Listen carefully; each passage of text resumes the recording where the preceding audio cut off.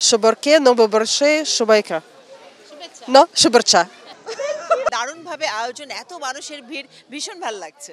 সবাই মামা পাশে ভালো লাগছে। এই আয়োজনটা আসলে অসাধারণ।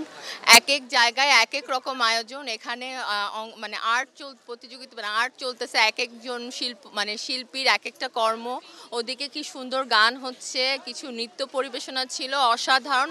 কিছু জায়গায় খাবার স্টল রয়েছে, মেলার অনেক সুন্দর সুন্দর চুড়ি, আমার বাচ্চা অনেক সুন্দর সুন্দর খেলনা নিয়েছে।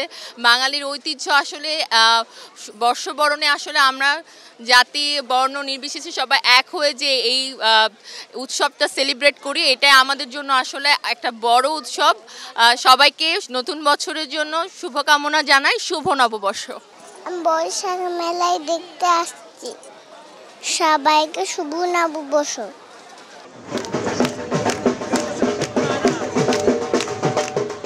Шибарке, নববর্ষে সবাইকে ন শুভেচ্ছা। Sorry, I'm sorry. But if you ask my husband fluently in Bangla, yes. শুভ নববর্ষ। তারপরে শুভেচ্ছা কে জানাবে? কি? সবাইকে নববর্ষের শুভেচ্ছা। শুভ নববর্ষ? হ্যাঁ, তারপর বলেন সবাইকে নববর্ষের শুভেচ্ছা। না, অনেক লম্বা। লম্বা? লম্বা। কষ্ট হয়ে যায়? আমার কি অসম্ভব? বলেন অনেক গরম পড়ছে, তবুও শুভ নববর্ষ। না, আস্তে আস্তে বলেন। আচ্ছা, অনেক গরম পড়ছে। আজকে অনেক গরম আবহাওয়া। হ্যাঁ, এটাই বলেন যে আজকে অনেক গরম আবহাওয়া। আবহাওয়া আজকে অনেক গরম। তারপর তারপর কি? সবাইকে সবাইকে শুভ নববর্ষ। সবাইকে শুভ নববর্ষ।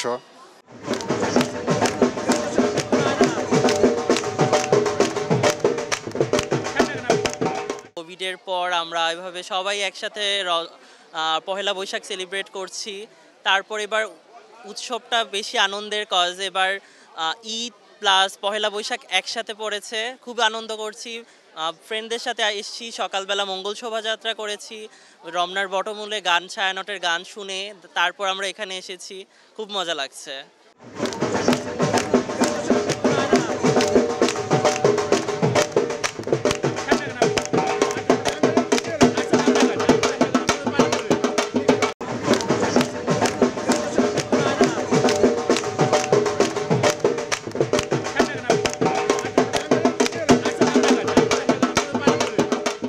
অসম্ভব ভালো লাগছে। সবচেয়ে মজার ব্যাপার হচ্ছে আমরা তো সকালবেলাটা ছায়ানটে শেষ করে এসে এখানে আবার এই মেলাটা চলছে, মানে দারুণভাবে আয়োজন, এত মানুষের ভিড়, ভীষণ ভালো লাগছে।